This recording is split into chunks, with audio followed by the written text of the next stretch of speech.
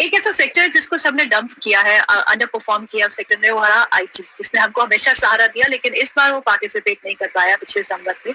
क्या आपको लगता है कि आने वाली स्थिति थोड़ा बेहतर होगी, क्योंकि अनसर्टेनिटी तो ग्लोबल मार्केट्स में अभी भी बनी हुई है सर, वहां पे तो कोई दिक्कतें खत्म होती दिखती नहीं है, क्योंकि पहले इन्फ्लेशन को ट्रांजिटरी बताया गया, अब इन्फ्लेशन सर पे चढ़ के बोल रही है। पहले ये कहा गया कि इंटरेस्ट रेट हाइक जो है वो एग्रेसिव नहीं होगा, लेकिन अब एग्रेसिव इंटरेस्ट रेट हाइक हो रहे हैं। यूक्रेन रशिया की वॉर को कहा गया कि कुछ दिनों में खत्म हो जाएगी, लेकिन अब 7 महीने हो गए।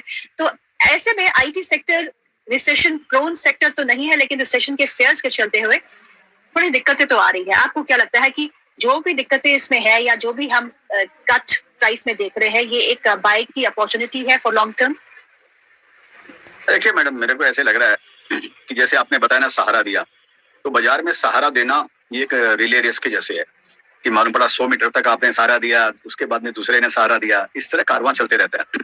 कोई भी एक भी इंडस्ट्री हमेशा के लिए अमर नहीं है यहाँ पर। अमर इन द सेंस ये नहीं कि हर समय अच्छा करती रहेगी, हर साल अच्छा परफॉर्मेंस करती रहेगी, तो एफएमसीजी भी नहीं करती है। आप अगर देखा जाए, जिसको हम रिसेशन प्रूफ सेक्टर मानते हैं और उनका कैश फ्लो अनपैरेलल है, जो भी एफएमसीजी कंपनियों का है, वो भी 10-10 साल तक परफॉर्म नहीं करती। ऐसा भी हिंदुस्तान लीवर ने 2003 से लेकर 2008-10 तक परफॉर्म ही नहीं किया, जीरो रिटर्न दिया।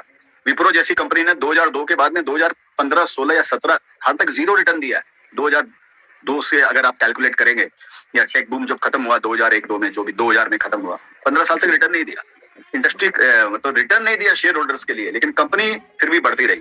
तो दो तरह की राइज होती है, एक तो होती है कि राइज जिसको हम बोलते हैं स्टीप राइज होती है, ठीक है, और एक होती है हॉरिजॉन्टल राइज होती है।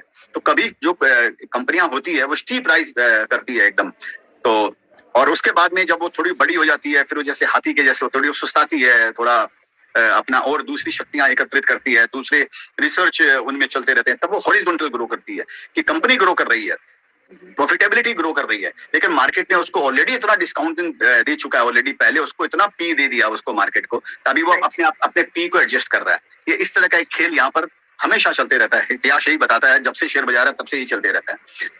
यही मेरे को लग रहा है आईटी सेक्टर में हो रहा है। अगर आप देखेंगे तो 2018-19 के पहले जिन आईटी सेक्टर के अंदर में, अगर आप समझिए इसको दो में विभाजित कीजिए एक मिनट के लिए, एक लार्ज कैप और मिड कैप। मिड कैप में स्मॉल कैप, मिड कैप जो भी है, छोटी कंपनियां और बड़ी कंपनियां। बड़ी कंपनी में समझिए टीसीएस, इन्फोसिस, विप्रो या जो भी है, सब 3-4 एचसीएल, वैसे 3-4 कंपनियां आती हैं। तो उसके बाद में नीचे में आ जाइए, इन सबके पी अनाप शनाप री रेटिंग हो चुके थे 2020-21 के अंदर में। जो 15-20 के पी थे वो 30-35 पे चले गए। इवन एलएनटी टेक्नोलॉजी, एलएनटी, ये वो, आप उनको देखिए, उनके पी बहुत जोर से री रेटिंग हुए। छोटी कंपनियां जो थी, जो 8-10-12 के पी में थी, वो 20-25 के पी में चली गई। तो अब वो पी एडजस्टमेंट हो रहा है, अभी वो वापस अपना बेस ढूंढ रही है। और ये हमको समझना चाहिए कि ये ज्यादातर निर्भर है यूएस और यूरोप के ऊपर में, ये ज्यादातर एक्सपोर्ट के ऊपर निर्भर है। तो अब वहां पे स्थिति थोड़ी डामाडोल है, तो मेरे को लगता है ये सेक्टर थोड़ा सा स्ट्रेस में रहेगा। और ये भी निरंतर बढ़ने वाला सेक्टर है, ये टेम्परेरी है फिनोमेना कि हाँ भाई, हो सकता है कि 6 महीने से वो खराब चल रहा है, ऊपर से शेयर 50% तक गिर भी चुके हैं। कई कंपनियों के शेयर जैसे टेक महिंद्रा वगैरह ऊपर से 40-50% गिर चुका है। तो अब ज्यादा गिरने की गुंजाइश नहीं भी हो तो शायद हो सकता है साइडवेज चले। फिर एक बार यूरोप की और वो सेंटीमेंट की बात है ना, फॉरेनर को अगर बेचना है, वो एफआई आकर धड़ाधड़ रोज माल बेचे जा रही है 3-4 हजार करोड़ का, तो जिसमें लिक्विडिटी होगी वो बेचेगा। इनमें लिक्विडिटी है, इनके अंदर में ये बिक रहा है, ये बेच दो। वो बाद में वो नहीं सोचते कि उनको आलू बेचना है या बैंगन बेचना है, जिधर लिक्विडिटी उधर बेचकर निकलना है उन लोगों को। तो वो भी, और उनका बहुत बड़ा इसके अंदर में स्टेक है आईटी सेक्टर में।